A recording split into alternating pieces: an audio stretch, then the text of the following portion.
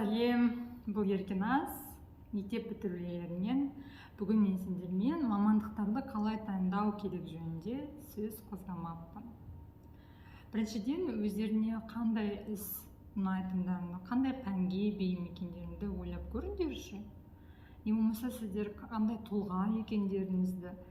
Мен мысалы мектеп кезінен химия, математика сабақтарына бейім болып, қазір химия инженерия мамандығын таңдадым. Ал егер әлі өздеріңіздің қандай тұлға екендеріңізді, не мамандық қандай таңдағаныңызды білгілеріңіз келмесе, мысалы желілерде әртүрлі тесттер көп, оның бірі Myers-Briggs деген кең таралған тест, ал екіншісі тестометрика деген сайттарда тест өтіп, өздеріңіздің қандай тұлға екендеріңізді, қандай мамандыққа бейім екендеріңізді қарап көріңіздер. Екінші, егер мамандықты таңдасаңыздар, оның қандай даму перспективасы бар екенін қараңыздар. Мысалы, 2020 жылдары мұнай-газ саласы қатты дамығанда, Қазақстанда көп жас түлектер мұнай-газ саласында инженерия оқуға, мұнай-газ саласына тырысты. Қазір IT мамандығы қатты дамығандықтан, жастар көбінесе IT бағытта жұмыс істеуге тырысады.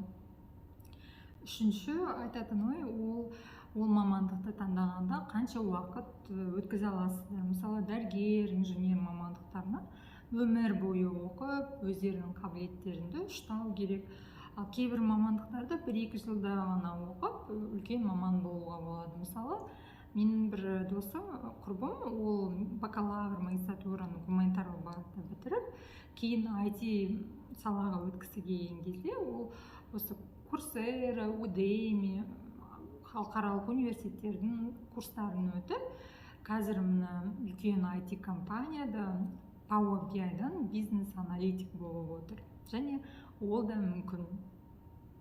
Төртінші, ол қандай салада жұмыс істегілеріңіз келеді. Мүмкін сіздер өндірісте жұмыс істегілеріңіз келетін шығар. Не болмаса мемлекеттік мекемелерде, мүмкін бизнес ашқыларыңыз келетін шығар. Не болмаса үлкен корпорацияларда жұмыс істегілеріңіз келетін шығар.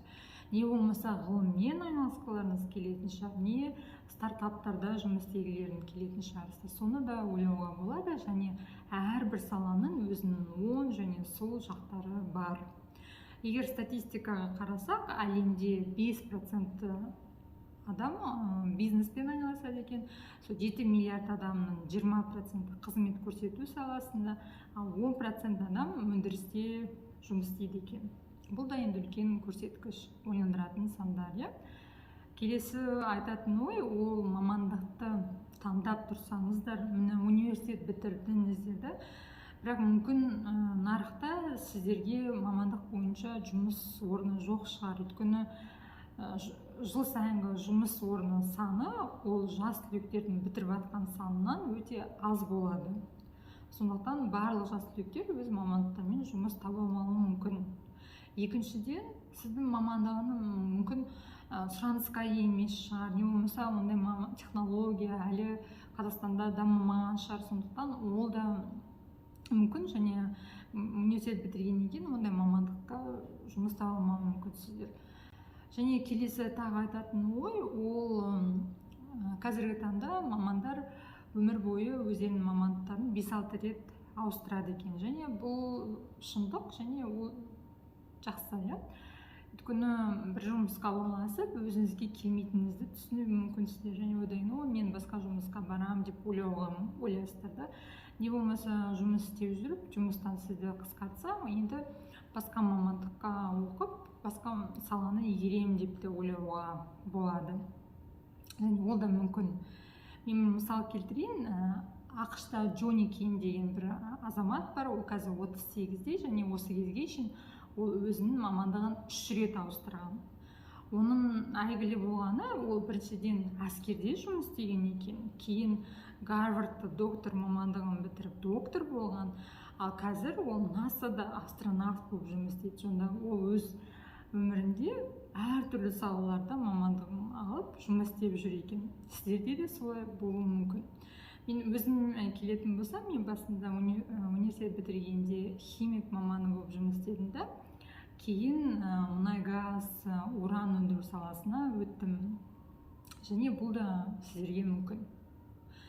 ал мүмкін әлі сіздер мен мамандық таңдаған жоқпын, әлі өзіме не ұнайтынымды білмеймін деп қиналып жүрсеңіздер, мен айтатыным, онда қатты ойланбаңыздар. Университетті аман есен бітіріп, кейін өзіңізге ұнайтын салаға көшуге болады. Ал қазір енді грантқа, университетке түсіп сондай мәжбүр болсаңыздар, онда университет кезінде өздеріңізге ұнайтын хоббимен айналысыңыздар. Мүмкін сурет салу ұнайтын шығар, не болмаса спортқа бейім болатын шығарсыздар, не болмаса не сияқты ютубта, не әлеуметтік желілерде блогер болғыларыңыз келетін шығар, ол да мүмкін. Және осы хобби мүмкін сіздерге келешекте үлкен мүмкіндіктер алып келетін шығар, иә? Сондықтан жас түлектер, сіздерге ақ жол, өздеріңіздің жолдарыңызды тауып, кетігін тауып бар қалан сенде бір кірпіш дүниеге деп атамыз айтқандай, өздеріңіздің жолдарыңызды табуға тілектеспін. Тыңдағандарыңызға рахмет. Сау бол.